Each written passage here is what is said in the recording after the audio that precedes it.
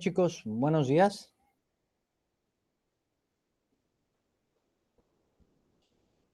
Les pido por favor que puedan encender su cámara.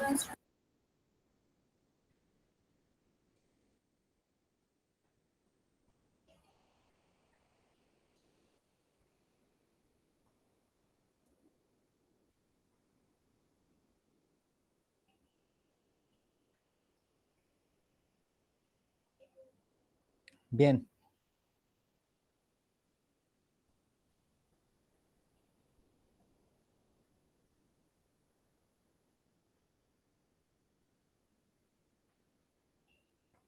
¿Quién me puede decir en qué nos quedamos la clase pasada? ¿Qué fue lo que vimos la clase pasada? Romina.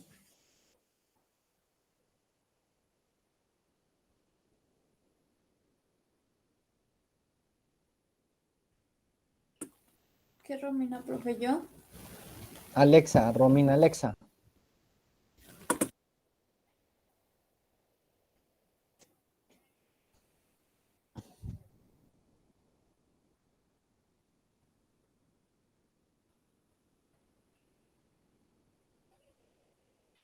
Romina, Alexa, ¿me escuchas?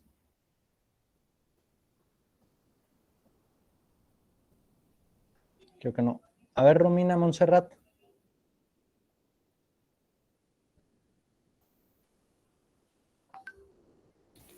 Profe, yo no me quedé mucho tiempo en la clase porque no sé si recuerda que estuvo fallando mi computadora y muchas veces estuve saliendo y entrando, entonces no pude prestar atención.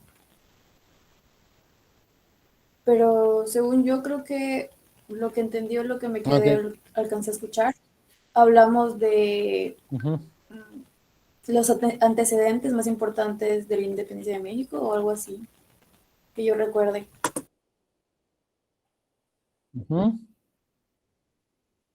Ok, Freddy, complementa a Romina. Yo. Pues lo último, o lo Sí, que te tengo escucho. notado, es que Carlos III se volvió el rey de España e iba a expulsar a los jesuitas, los criollos que eran los hijos de los europeos en lugares hispanoamericanos, y el mestizaje que era la cruz entre el español y el indígena. Fue lo último que tengo. Ok, Britney.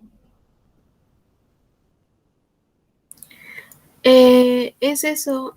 Y también vimos cómo, por qué murió Moctezuma, de los españoles en sí, omitiendo lo que son los criollos y todo eso, era cuando ya, creo que Cristóbal, no, la cosa es que el que venía de España, Cortés. sí, Cortés, gracias, se iba de lo que es Tenochtitlan y se iba a buscar como nuevas alianzas para poder tener más poder. Hasta ahí nos quedamos. Ok, muy bien.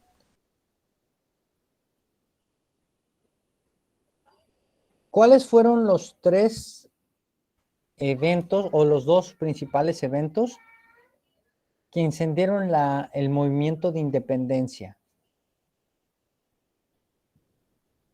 O los tres eventos que encendieron la chispa de la independencia de México. Frida.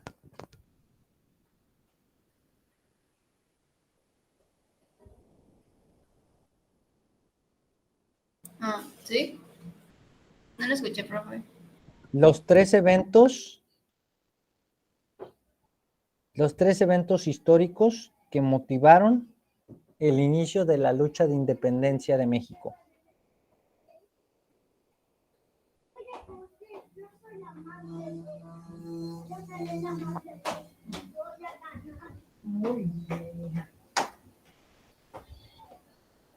Ok, ese es uno. Muy bien, Guadalupe. ¿Cuál es el otro?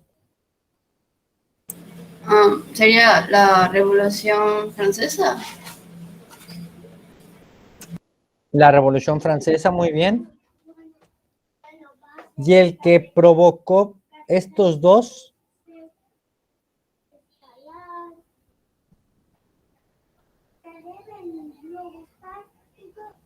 Bueno, el que provocó estos dos es el movimiento llamado Ilustración, ¿sí? La Ilustración. ¿En qué consistía la Ilustración? Es un movimiento literario, filosófico, cultural, en el cual se daba a conocer los nuevos pensamientos de filósofos, de sociólogos, de historiadores, de politólogos, de personas que estaban involucradas con el derecho para dar a conocer conocimiento, ¿sí? La Ilustración se llama el siglo de la luz. ¿Por qué? Porque a través de documentos, a través de la difusión de documentos, se podían empezar a generar nuevos pensamientos, sobre todo de tipo humanistas, como el hecho de que los hombres debían de ser tratados por igual, que no debían de existir los tratos o las indiferencias, que el hombre debería de ser libre, que no debía ser maltratado, que tenía derecho a reunirse. Y entonces empiezan a nacer con preceptos como la independencia, la libertad, el derecho a la corporación o el derecho a la fraternidad. Y entonces de aquí empiezan a tomarse ideales que fundamentaron la independencia de Estados Unidos y posteriormente la Revolución Francesa, que los preceptos de la Revolución Francesa son libertad, igualdad y fraternidad. Y entonces todas estas ideas promovidas durante la Ilustración empiezan a llegar a América. Empiezan a llegar a América y empiezan a difundirse dentro de lo que es el famoso criollismo, ¿sí? Entonces los criollos, ¿recuerdan quiénes eran los criollos? Los hijos de españoles que no nacieron en España, o sea, nacieron en este tipo de continente. A ver, otra vez, es que se me cruzó el audio. ¿Me lo repites? Los que son españoles pero no nacieron en España. Exactamente, los hijos de españoles nacidos en la Nueva España. Ajá. Ok. Entonces, los hijos de españoles nacidos en la Nueva España se les llamó criollos. Entonces, o como bien mencionaste, los hijos de españoles que no nacieron en España. Y entonces estos criollos empezaron a decir, bueno, ¿y por qué los naturales, por qué los hispanos o también llamados peninsulares, que eran los tres sinónimos como se les conoce? Porque tenían derechos que ellos no tenían. Y entonces, con base a la Ilustración, ellos empezaron a buscar su independencia.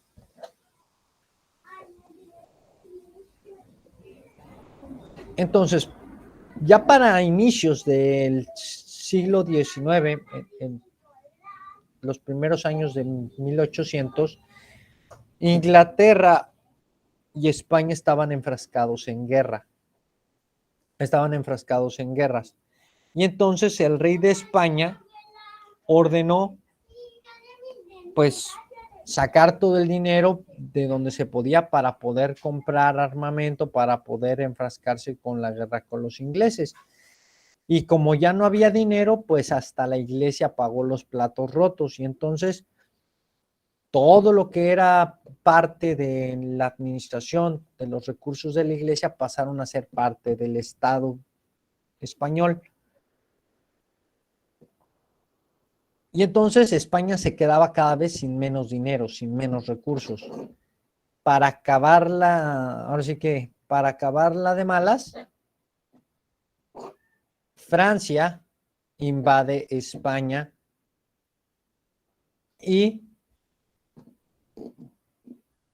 hay un nuevo orden, un nuevo régimen en el cual en la cabeza se encuentra Napoleón Bonaparte.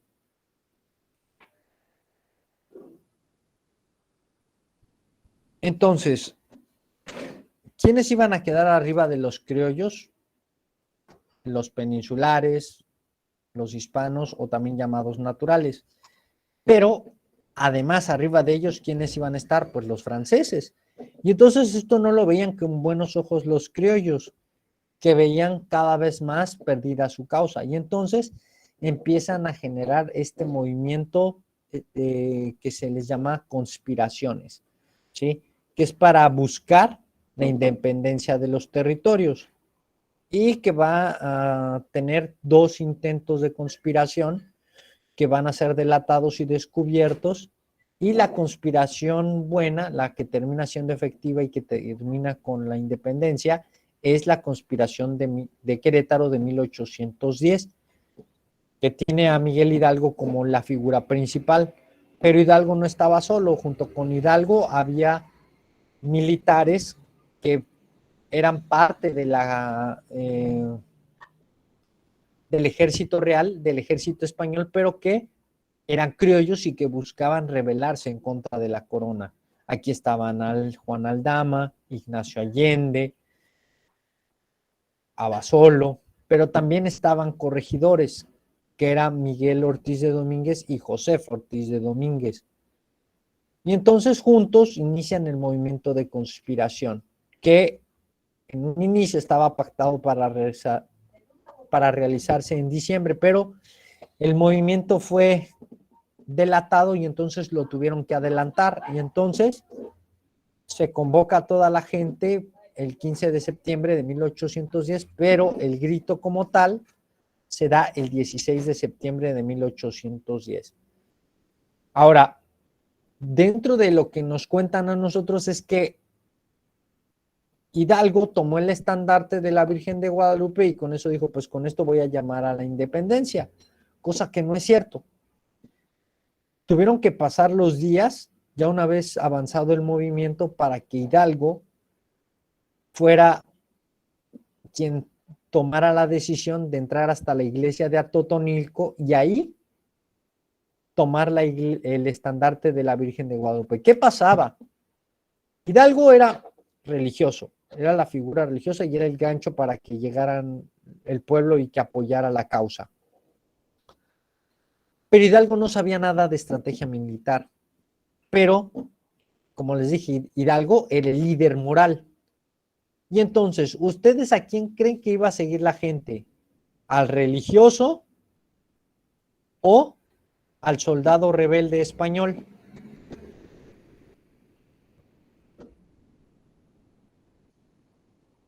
Freddy, ¿Un soldado? ¿al soldado? Al final de cuentas, el soldado era parte del ejército. Era un rebelde. Mientras Hidalgo pertenecía a la parte de la parte religiosa. Además de que Hidalgo tenía fama de que ayudaba a la gente. Hidalgo, aunque era criollo y aunque era religioso, acuérdense de lo que les dije en la clase anterior, Hidalgo había nacido con la semillita de los jesuitas, de ayudar a la gente sin que tuviera que tener una condición de raza superior, sino que él decía ayudar a todos por igual. Y de hecho, Hidalgo creó grupos secretos de artesanos para que la gente pudiera salir adelante y que pudiera tener cosas que vender. Entonces, ¿a quién creen que iba a tenerle la gente más confianza? ¿A Hidalgo o a Aldama y Allende?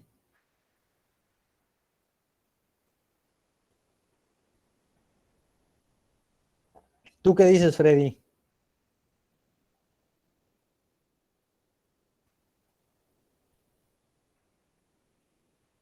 Me quedé en la parte de que Hidalgo tuviera cosas, perdón, Hidalgo logró que la gente tuviera cosas para vender. Entonces te digo, si Hidalgo apoyaba a la gente, ¿tú a quién crees que iba a apoyar? ¿O en quién crees que iba a tener la gente más confianza? ¿En el soldado rebelde como Aldama y Allende? ¿O en el religioso que los apoyó?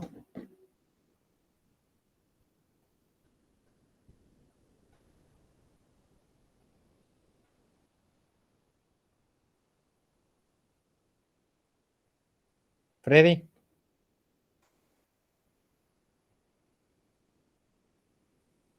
Ah, era pregunta. Ah, Sí. en los religiosos que lo apoyaron. en los religiosos que lo apoyan, efectivamente, y entonces se dan cuenta de que el líder debe de ser Hidalgo, y entonces a Hidalgo lo nombran generalísimo. Y entonces de esta manera la gente iba a tener más confianza y iban a hacer que el movimiento creciera. Y entonces como a Hidalgo lo nombran generalísimo, dicen, ¿y ahora cómo le hacemos? Entonces Hidalgo dice, pues necesitamos tener un símbolo, algo que nos identifique. Y entonces dice, pues vamos a la iglesia de Atotonilco, y ahí van a la iglesia de Atotonilco, y de ahí toman el estandarte de la Virgen de Guadalupe. Recuerden que la Virgen de Guadalupe es un símbolo de unión de los pueblos mesoamericanos. Y entonces él agarra y dice, pues la Virgen nos va a apoyar en la causa. Y entonces de ahí se arman de valor y empiezan todo lo que es el camino de el transitar de la ruta de independencia por la región del Bajío.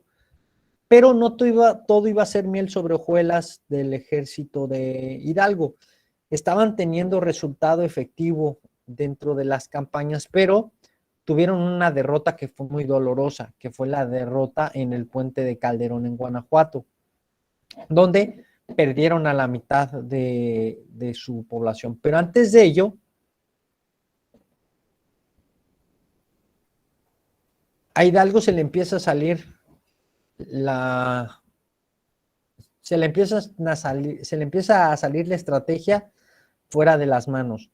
Y esto se determina con la llamada toma de la Alhóndiga de Granaditas.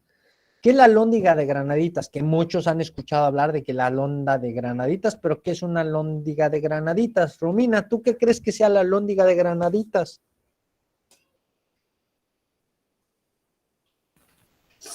La verdad, no sé, no tengo alguna idea.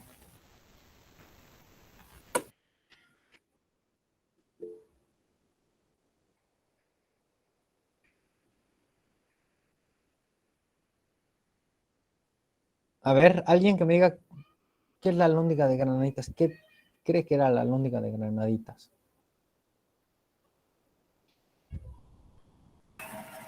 Era como una cárcel, ¿no? Más que una cárcel era un edificio administrativo que servía como almacén, ¿sí? Ahí se tenía, por ejemplo, todo lo que se había cosechado, ahí se guardaba, ¿ok? Entonces era un almacén, pero también eran oficinas administrativas, pero eran un punto importante de control para tener la ciudad. Entonces, como estaba rodeada de españoles y como no les permitían ingresar para hacerse de todo lo que había dentro de la Alhóndiga, pues tuvieron que tomar una decisión. ¿Y cuál fue? Pues la de la quema de la puerta de la Alhóndiga.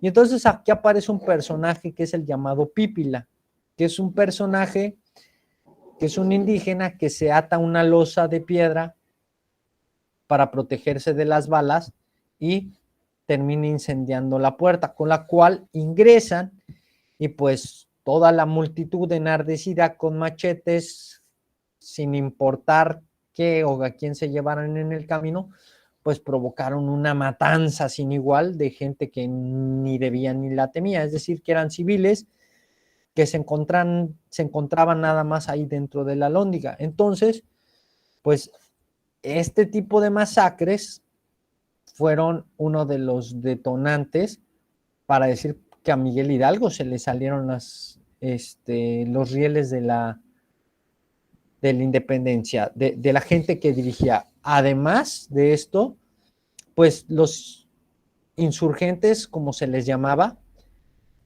en sus andanzas llegaban por los pueblos y entonces, ¿qué hacían?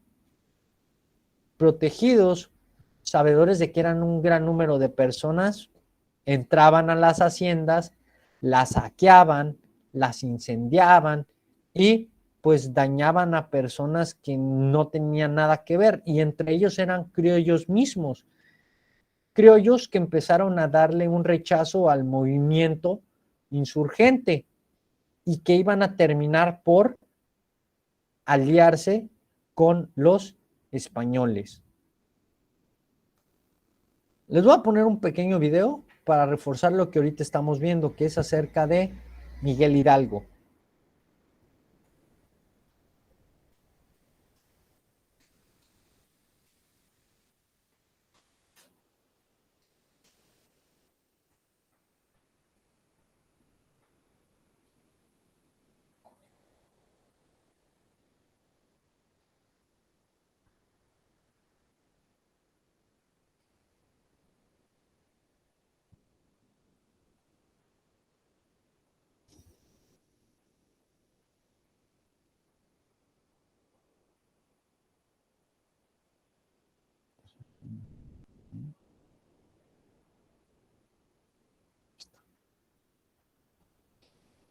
Descubierta la conspiración, los acontecimientos se precipitaron. Hidalgo decidió actuar enseguida. Aquí no hay más recurso que ir a cazar gachupines. El 16 de septiembre dio el grito de independencia. Apresó a los españoles y liberó a los reos. En Atotonilco tomó el estandarte de la Virgen de Guadalupe y comenzó su marcha por el Bajío. Fue a Guanajuato acompañado de decenas de miles de campesinos indígenas, además de unos cuantos cuerpos del ejército comandados por Ignacio Allende y Juan Aldama. Ahí, la matanza de la Lóndiga Granaditas, donde más de 300 peninsulares fueron asesinados, provocó que muchos criollos que podrían haber favorecido la causa se volvieran contra él. Mientras tanto, el ejército insurgente de Hidalgo siguió creciendo. Cada vez era más difícil controlar a las casi 80,000 personas que lo seguían. La batalla del Monte de las Cruces fue un triunfo costoso. Además de las pérdidas en muertos y heridos, vino la decepción entre muchos de los insurgentes por no haber tomado la Ciudad de México. Esta fue quizás la decisión más difícil del recorrido militar de Miguel Hidalgo. Y en poco. Ok, ¿por qué la batalla del Monte de las Cruces? Porque una vez que se obtuvo la batalla y que ya estaban camino para llegar a la Ciudad de México, pues ya si llegaban a la Ciudad de México y con la fuerza que llevaba el movimiento, podían fácilmente haber derrocado al virrey. Pero ¿qué pasó? Que Hidalgo dudó. Hidalgo y su gente dudaron y dijeron, pues vamos, en vez de ir a la Ciudad de México, vamos a seguir liberando territorios, vamos a seguir adueñándonos de más recursos y vamos a seguir haciendo que el movimiento crezca. Y entonces en esta retirada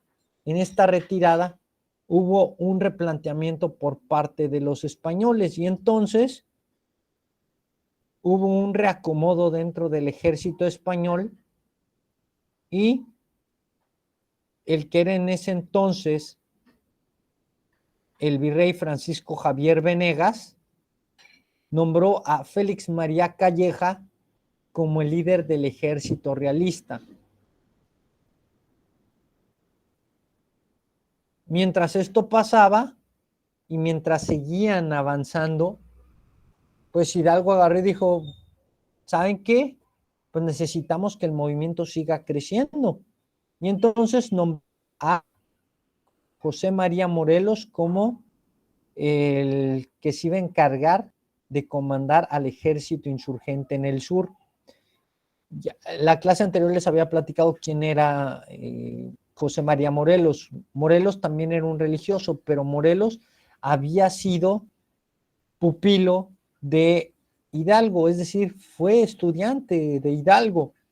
Y entonces, cuando empieza la independencia, Hidalgo lo invita a que se una a las causas, pero a diferencia de Hidalgo, Morelos tiene conocimiento de estrategia militar y además tiene habilidad para la espada.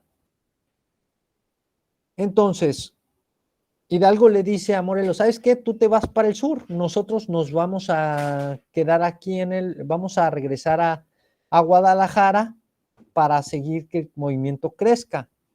Pero en este regreso a Guadalajara sufren la batalla de Calderón, que es la derrota en el puente de Calderón que causa que la mitad del ejército se pierda entre heridos y muertos, y además es una derrota moral.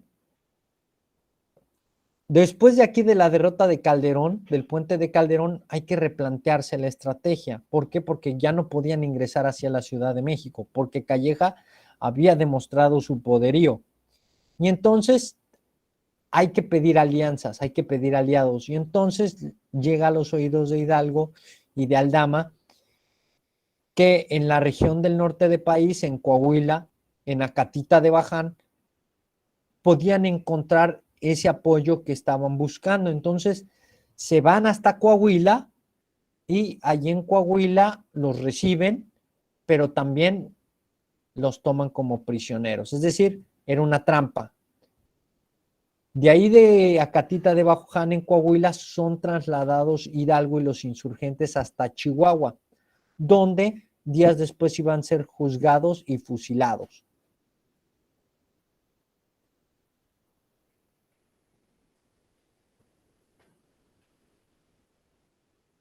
Pocos días, sus tropas se redujeron a la mitad. En Aculco, con 50,000 hombres menos, sufrió una gran derrota contra el general Félix María Calleja. Los jefes de la insurgencia se separaron. Allende se fue a Guanajuato e Hidalgo se retiró por caminos extraviados hasta Guadalajara, ciudad que fue tomada por otro grupo insurgente. Aquí no solo rehizo su ejército, sino que pudo gobernar una de las jurisdicciones más importantes del virreinato. En Guadalajara recibió el título de Alteza Serenísima y gobernó con plena autoridad. Promulgó varios decretos, el más importante sobre la abolición de la esclavitud. Pero en medio de aquel brillo había sombras, no solo una conspiración para asesinarlo en la que participó el propio Allende, sino su condescendencia con la masa, que lo llevó a ordenar la ejecución a sangre fría de más de 200 peninsulares inocentes, muchos de los cuales ni siquiera estaban presos, sino supuestamente bajo su protección. Fue uno de los actos más crueles de la guerra. El brigadier Calleja avanzó nuevamente sobre los insurgentes. A principios de 1811, el 17 de enero, vence a Hidalgo en Puente de Calderón. Después de la batalla, Hidalgo fue destituido del mando. Con lo que resta del ejército, deambuló por el norte del país e intentó alcanzar San Antonio del Este. El 21 de marzo, Hidalgo fue aprendido a traición en las norias de Baján. Aldama y Allende fueron apresados junto a él.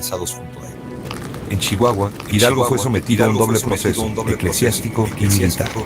En el primero se le condenó a la degradación, en el segundo a la pena capital. El 26 de junio fueron fusilados Allende y Aldama.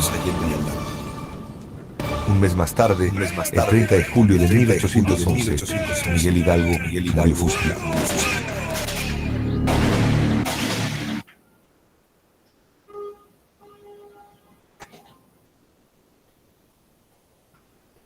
Y entonces, una vez fusilado Allende, Aldama e Hidalgo, no con eso bastó para el ejército realista comandado por Calleja, sino que dijeron, bueno, pues estos ya están muertos, pero vamos a continuar con las insurrecciones. Y entonces, ¿qué decidió Calleja?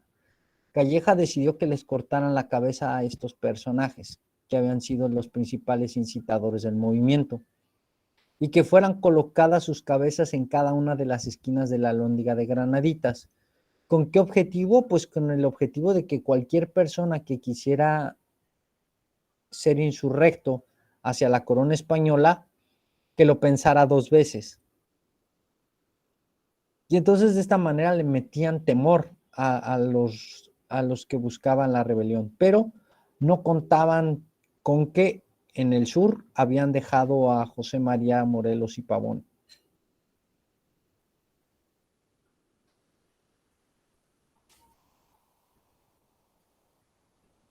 Los mexicanos recordamos agradecidos el sacrificio de Hidalgo y seguiremos reconociendo en él al padre de la patria. Sin embargo, a 200 años de los hechos, podemos legítimamente preguntarnos si para acometer aquella empresa de libertad era en verdad necesario derramar esos ríos de sangre como el propio Hidalgo los llamó. Mi convicción sincera es que no era necesario, o no lo era al grado en que ocurrió.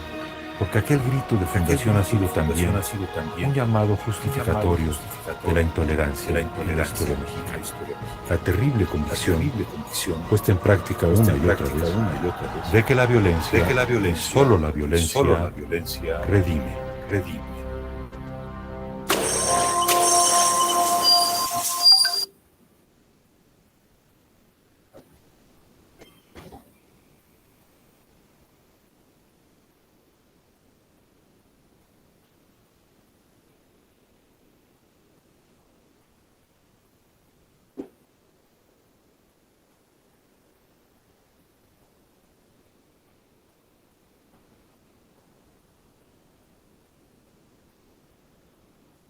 Y entonces, recapitulando,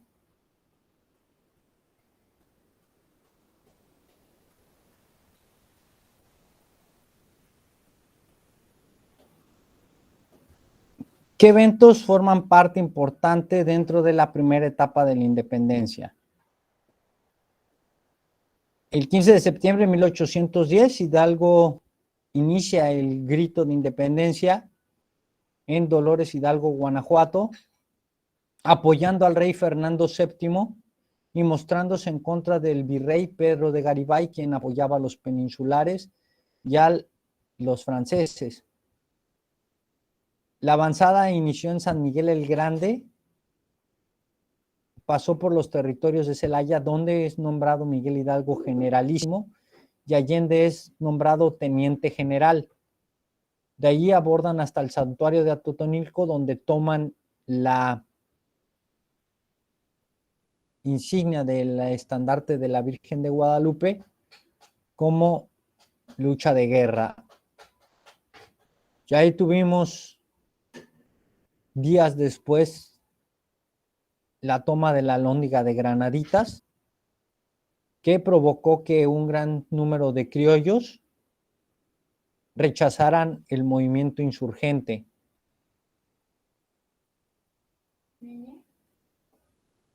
¿Por qué? Porque lo consideran como un movimiento social. Las autoridades políticas del Bajío son removidas y ocupadas por criollos y mestizos insurgentes. ¿Por qué? Porque como iban avanzando, iban ganando las fuerzas de Hidalgo, pues iban quitando a la gente que era peninsular y las iban poniendo a gente que eran de los insurgentes, tanto criollos como mestizos. Hidalgo nombra a Morelos general de los ejércitos del sur, llega a Nueva España el nuevo virrey, que es Francisco Javier Venegas, y Venegas nombra a Félix María Calleja como líder del ejército realista. El ejército insurgente avanza a la Ciudad de México y replantean regresar al Bajío. En Puente de Calderón, Jalisco, sufre una derrota dolorosa.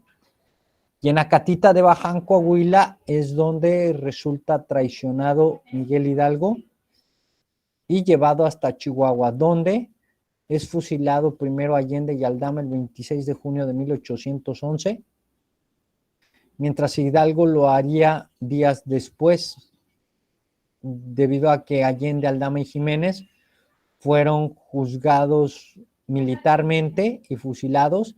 El caso de Hidalgo primero fue juzgado civilmente, religiosamente, en el cual lo degradaron, porque al ser un personaje de la iglesia, tenía fuera, es decir, estaba protegido. Entonces, primero le quitaron todos sus derechos religiosos, y una vez que le quitaron todos sus derechos como religioso, fue juzgado como hombre. Entonces tuvo su juicio militar y posteriormente fue fusilado el 30 de julio de 1811. Entonces, Calleja ordena cortarles la cabeza como señal de que a todo aquello que se quisiera volver a incitar la independencia, pues eso era lo que les iba a pasar. Y colgaron sus cabezas en la Alhóndiga de Granaditas en cada uno de los puntos de este lugar. Ahora, ¿quiénes murieron en Chihuahua? Además de Hidalgo, Allende y Aldama, pues aquí aparecen una serie de personajes y dentro de ellos van a aparecer hermanos de Miguel Hidalgo. Y, por ejemplo, aquí tenemos el 10 de mayo de 1811, fue fusilado Juan Bautista Carrasco y Agustín Marroquín. Agustín Marroquín era un personaje que era un torero, pero además de torero, era considerado un asesino y un ladrón que pues se unió a las causas de Hidalgo. Ignacio Camargo también murió el 10 de mayo de 1811, el 11 de mayo de 1811 Francisco Lazargorta, el 6 de junio muere uno de los hermanos de Hidalgo, que es Mariano Hidalgo y Costilla, mientras Mariano Abasolo murió en Cádiz el 14 de abril de 1816. El 26 de junio murió Ignacio Allende, Juan Aldama, Mariano Jiménez y Manuel de Santa María, quienes eran los 4 principales generales del ejército insurgente.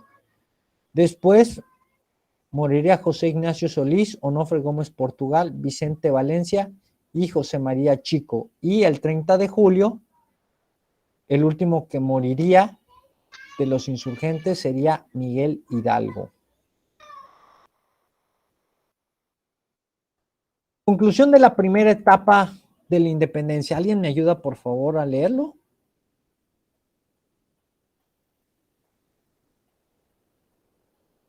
Britney. Sí. Los insurgentes pretendían lograr la autonomía de la Nueva España, mientras se lograba expulsar a los franceses de España y regresaban al trono Fernando. Los insurgentes encabezados por Hidalgo... perdón, es que no lo vi. Los insurgentes encabezados por Hidalgo se mantuvieron leales al rey Fernando VII y a España, y le muestran el grito de independencia. Gracias. Romina. Romina Alexa. Un punto. Sí, maestro. ¿Me ayudas a leer el tercer punto, por favor? Sí.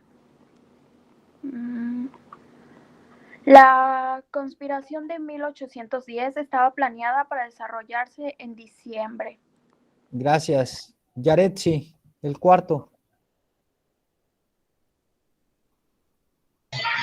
La batalla del Puente de Calderón significó la derrota más fuerte del ejército insurgente.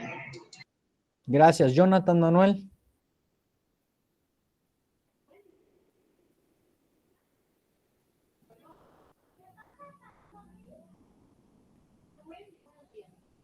Jonathan.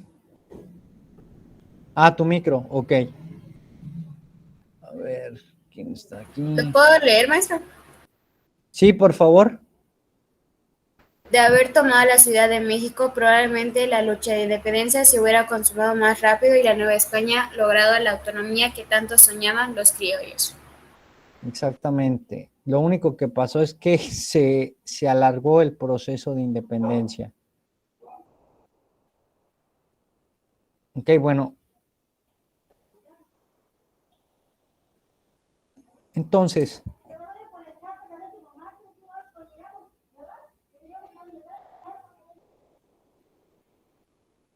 la primera etapa de independencia, ¿cuánto tiempo dura? Nada más dura un año, ¿sí? Que nace el 15 de septiembre de 1810. Oficialmente el 16 de septiembre, porque el 16 de septiembre es cuando inicia la independencia. El 15 de septiembre, en la noche, en la madrugada, es cuando se da el grito de independencia. ¿Okay? Bueno, nosotros decimos que es la madrugada, pero en realidad es a las 11 de la noche. El 10 o 11 de la noche es cuando se da el grito de independencia.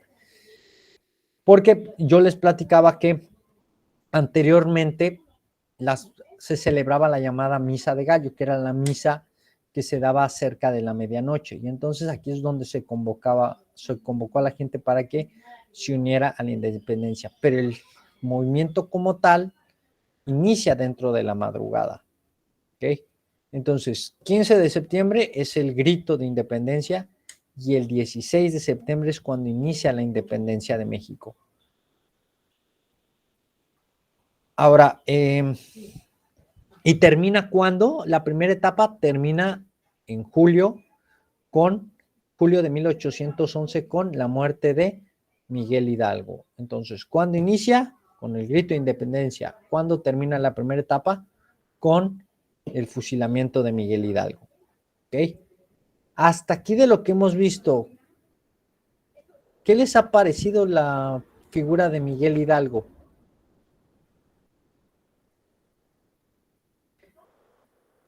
Era alguien muy noble, o sea, muy, entregado a los demás. Ok.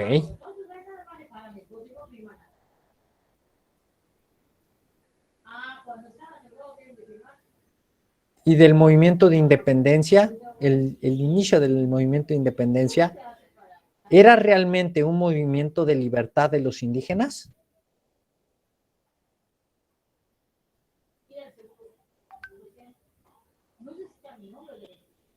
¿O un movimiento a beneficio de un grupo en específico que eran los criollos? Siento que era más para los criollos. Es correcto. Es correcto. Sí. Ya después, en la segunda etapa, que es cuando entra Morelos, cuando Morelos se convierte en el líder del movimiento, es cuando realmente empieza el movimiento de independencia por igual, un movimiento donde no nada más es un interés de criollos, sino que ya empieza a verse el derecho porque también los indígenas tengan derechos y libertades. Okay. Les voy a poner en la plataforma de Classroom un fragmento de una película que se llama Hidalgo sin mancha. ¿Okay? No les puedo poner toda la película por cuestión de los derechos de autor y porque hay algunas escenas que están un poco subidas de tono para su edad. Entonces, nada más les voy a poner unos fragmentos sobre todo, para que conozcamos un poquito más acerca de quién era Miguel Hidalgo. ¿Okay? Bueno, voy a pasar lista y ya después de pasar lista nos podremos retirar.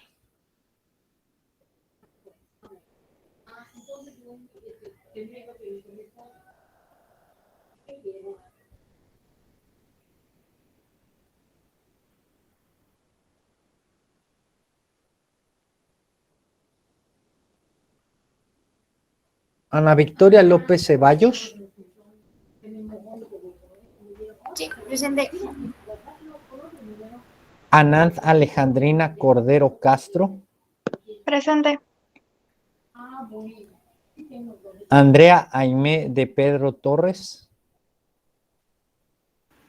Presente. Arisbe Yasbet Vallejo Pérez.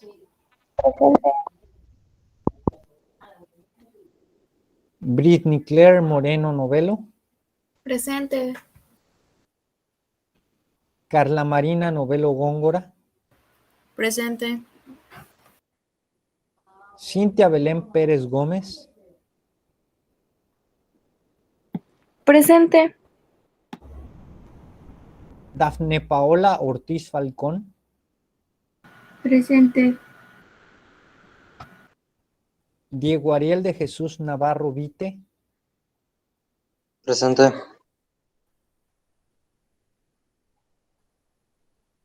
Dulce María Zacarías Pérez.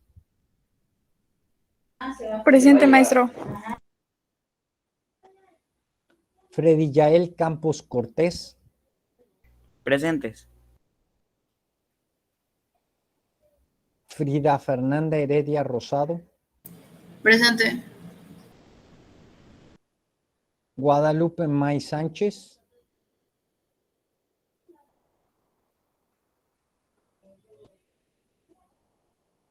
Hansel Gabriel Melgarejo Eck. Presente. Ingrid Ariadne Vadillo Pinto.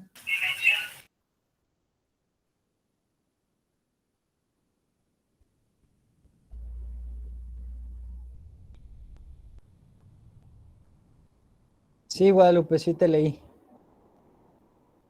Ingrid.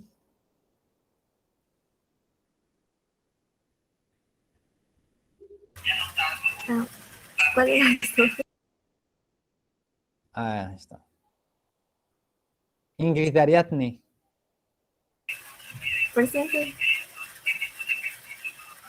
Ingrid Jimena. Presente. Itzel Araceli Oshte Avilés. Presente. Jonathan Manuel Cantoec. Ok, gracias, Jonathan. Jorge Enrique Reyes Pérez. Presente. Leonardo Damián Ricalde Ojeda. Presente. Mariana Elizabeth Manzanilla Ayuso. Presente. Mía Alexandra Chan Gómez. Presente. Nicole Estefanía Hernández Castro. Presente. Rodrigo Aldair Peraza Sánchez. Presente. Romina Alexa Arceo Chi. Presente. Romina Montserrat Rasgado Pamplona. Presente, maestro. Yajaira Jacqueline Hernández Pérez. Presente. Yaretsi Montserrat Chan Quintal. Presente. Muy bien. Ok, vamos a quitar esto. Vamos a quitar esto. Quitar esto. Ok. Bien, chicos, les voy a pedir nada más de tarea que repasen lo visto el día de hoy. Ok. Y si pueden, ok, que lean un poquito acerca de quién fue José María Morelos y Pavón, que es el siguiente personaje que vamos a tener como importante en la historia del desarrollo de la segunda etapa de la independencia. ¿Okay? Por mi parte es todo, chicos. Que tengan ustedes un excelente día y nos vemos la próxima sesión. Muy buenas tardes.